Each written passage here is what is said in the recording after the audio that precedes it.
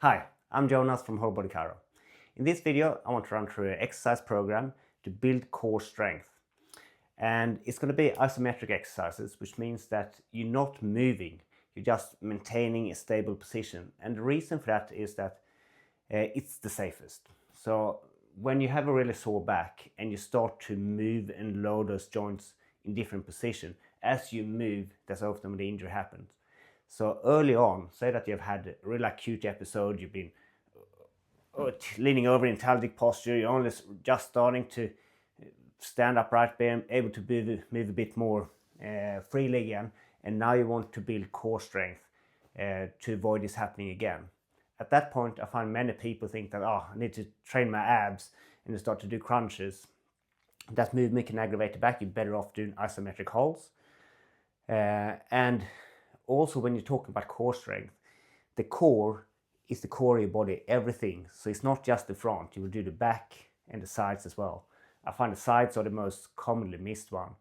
I often get people who go to the gym a lot, they've had back issues, and you test their endurance strength for the abs, it's okay, the back is okay, and then check side and have nothing there because they don't train it. And same with rotation, rotational strength often get missed as well. So we're going to run through a safe way to isometrically without movement, loading the core in all those different directions. So let's start with the front. So a very safe place to start is with a knee plank. So I'm intentionally keeping my hip quite high here, pulling the low ribs and the pelvis closer together at the front and just hold that position. Next progression from there would be to get up on the tiptoes to make that distance, that span between here longer, so you have to work a bit harder. If you want to make it even harder, if you bring your tippy toes and elbows even further away, to make it significantly harder.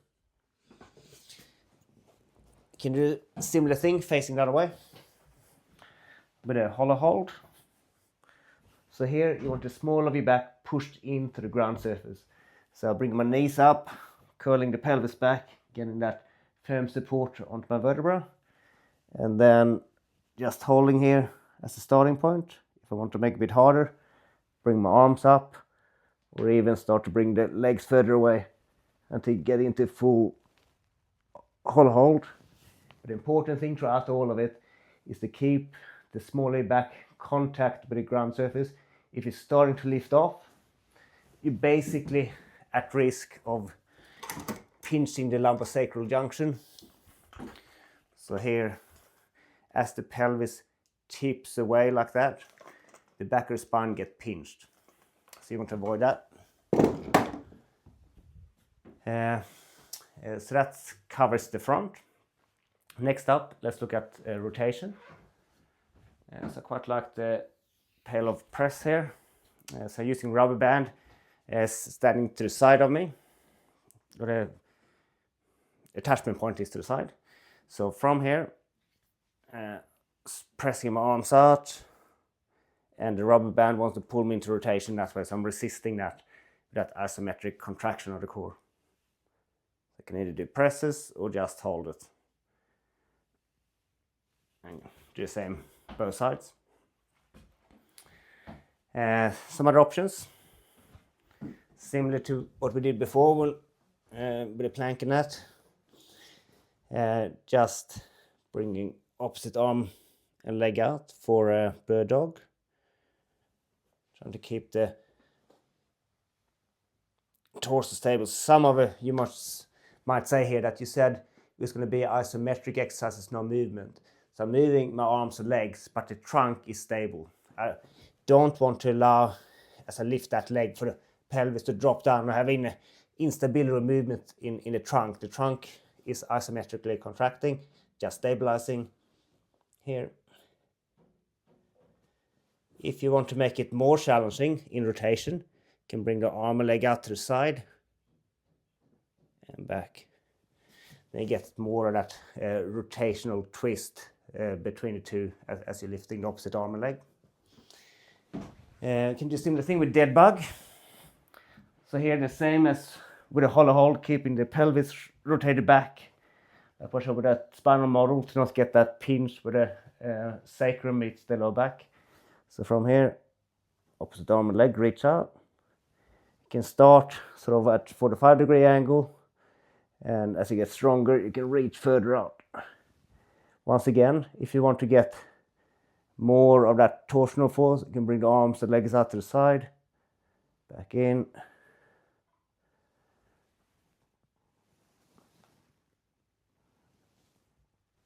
Just like that. So that gives you 3 different options for rotational core strength. And next up, let's look at extension. So you can start with just the floor Superman, just holding this position here. If you want to make it more challenging, bring the arms out. We can do my favorite, the YWLT. You will like this, and it's the position you put your arms into. So that works with a lot of stability around your shoulder blade while you isometrically extend the lower back. So keep my feet off the ground here as well. Y, W, L, T, Y, W, L, T.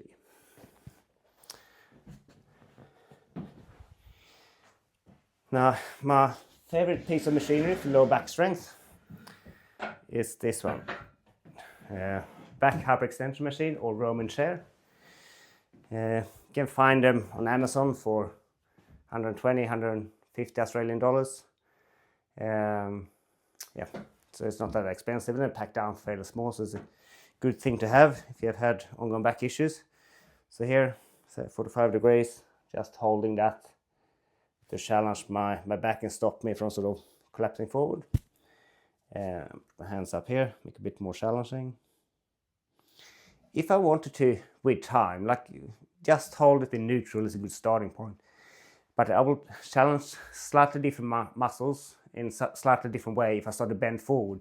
So I could sort of start to go forward to here, and then do an isometric hold in that slightly bent forward position instead, and just hold it. I wouldn't recommend that you start with that, but as you get stronger, to build confidence and tolerance in your back that you can handle other more challenging positions, it's good to have that strength in those positions. So say that you have a kid that you're putting into a car seat and you have to duck underneath and your back is a bit curled and you need isometric holding strength in that position, then this is the way to build tolerance for that. Good thing with the Roman chair is you can change the angles. So if I want to make it more challenging and put it lower like this, it makes it significantly harder, particularly if I bring my hands up high up here to increase the weight up, that increased lever arm away from the pelvis. If you don't want to get one of these, but you happen to have a Swiss ball, you can actually use the Swiss ball similarly. So instead of these pads on the side, I can use the Swiss ball in front of the hip, and then I wedge the feet between the wall and the floor. I'm going to show it on here so you can see it more clearly.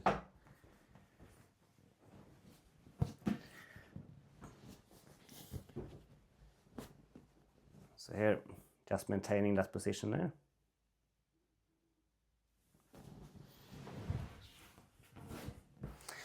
And let's finish off with side strength. So if you have okay shoulders, my favorite here is just to do a side plank like this, but it does put a bit of pressure on that shoulder. So starting with the knees, the next progression is to go up just on the feet and shoulder like this. If you feel unstable, put the hand on here. It tends to cause you to sort of rotate forward a bit, so you get a bit more of the abs at the front as well. So traditionally, if you want to just get pure side strength, would be like that. But you need to be strong all around. So if that's what works for you, feel free to go for that. Once again, if you have a Roman chair, you can use that for side strength as well. So just leaning to the side here, hands up here. And with time, as you gain strength, you can do your isometric hold a bit lower down like this. You start to stretch the connective tissue on this side and the muscle on that side, and get strong in that slightly side bended position as well. Once again, if you don't have a Roman chair, you could use that Swiss ball. Same, you have to go quite wide with legs against the wall to get stability.